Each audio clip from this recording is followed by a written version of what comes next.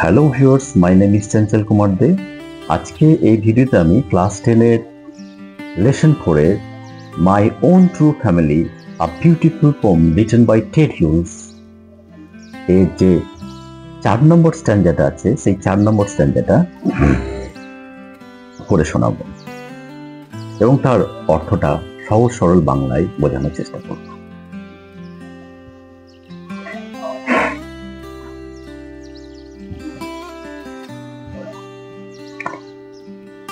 Whenever you see an oak tree felled, swear now you will plant two. Unless you swear, the black oak bark will wrinkle over you and root you among the oaks where you were born but never grew. Whenever you see an oak tree felled, যখনই তুমি দেখবে একটা okay গাছকে কেটে ফেলা হচ্ছে। Whenever, যখনই, you see, তুমি দেখতে পাবে an oak tree felled, একটা ওক গাছকে কেটে ফেলা হচ্ছে। ফেল মানে কাট, কেটে ফেলা হচ্ছে। swear now, কথা দাও এখন, প্রতিশ্রুতি দাও এখন। you will plant two, তুমি দুটো ওক গাছ লাগাবে।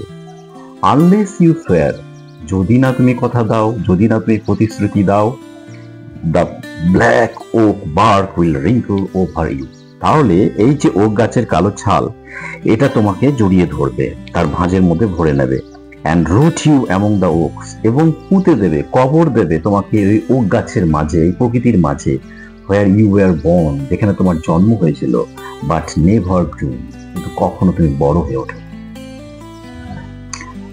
কি বলতে চেয়েছেন কবি এই স্ট্যান্ডাতে? এখানে আমরা যে আগের স্ট্যান্ডায় যে দৃশ্যটা দেখলাম, যে চাইল্ডটার বিচার হচ্ছিল, চাইল্ডটাকে ধরে একটা খুঁটির সঙ্গে বাঁধা হয়েছে, তাকে ঘিরে দাঁড়িয়ে আছে স্টিয়ারিং ট্রাইব, তাকে বলা হচ্ছে তার অপরাধের কথা, সে কি অপরাধ করে।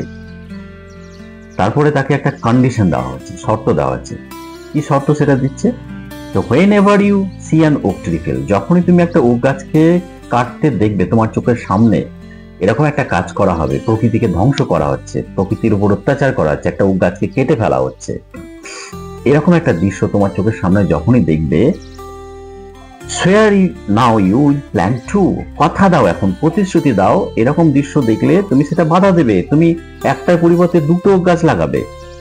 unless you swear, যদি না তুমি কথা দাও, যদি তুমি এই প্রকৃতির প্রতি সহানুভূতিশীল না হও, গাছের প্রতি সহানুভূতিশীল না হও, তোমার যদি ফিলিংস না আসে, তুমি যদি আগের মতোই ইনডিফারেন্ট থেকে যাও, the black oak bark will wrinkle over you, তাহলে এই ওক গাছের কালো ছাল তোমাকে জড়িয়ে ধরবে, শাস্তি স্বরূপ, তোমার এটা শাস্তি, তোমাকে জড়িয়ে ধরবে এবং তোমাকে তাদের ভাঁজে ভরে নেবে।